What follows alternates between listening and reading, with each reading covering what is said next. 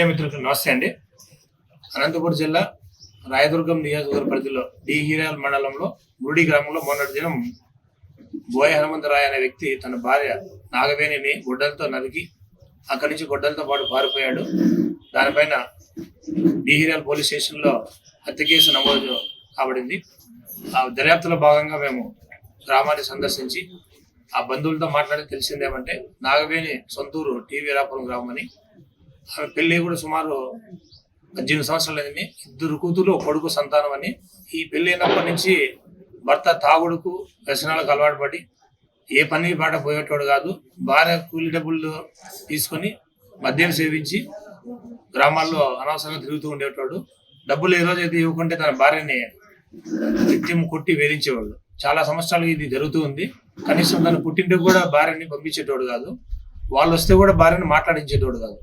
ఈ మధ్య కూడా గత 2 రోజుల క్రితం కూడా భార్యను తాగేదానికి డబ్బులు అడిగితే ఇవ్వకపోవడంతో ఆమెను మనసులో పెట్టుకొని, అలాగే తన భార్య పైన అతనికి కూడా కొంచెం అనుమానంగా క్యారెక్టర్ పైన కూడా అతనికి అనుమానం కలిగింది అనమాట. అది నిజం కాదు, ఇతనికి అనుమానం ఏర్పడింది. రాత్రి సంఘటన జరిగిన రోజు రాత్రి 4 గంటల సమయంలో ఆమె బహిర్భూమి పోయేదాని కోసం ఇంట్లో నుంచి బయటకు పోయి వచ్చి పనుకునింది. ఇది నిజంగానే ఆమె వేరే ఉద్దేశంతో ఎవరినో కలవడం ఉద్దేశంతో పోయిందని అనుమానం తీవ్రంగా పెంచుకొని కోపంతో అప్పటికప్పుడు ఇంట్లో నిద్రిస్తున్న అతను బైక్ లేసి గొడ్డలు తీసుకుని వచ్చి ఇంటి ముందర పనుకున్న భార్యని గొడ్డలతో విచక్షణారహితంగా నరికి ఆమెను చంపడం జరిగింది. చనిపోయిన వెంటనే గొడ్డలు తీసుకొని గ్రామంలో అందరూ చూస్తుండగా అక్కడి నుంచి పారిపోయడం జరిగింది. ఈ రోజు అతని దర్యాప్తులో భాగంగా ఈ రోజు అతన్ని మన కళ్యము మురుడికి వచ్చే మధ్యలో క్రాస్ వస్తుంది.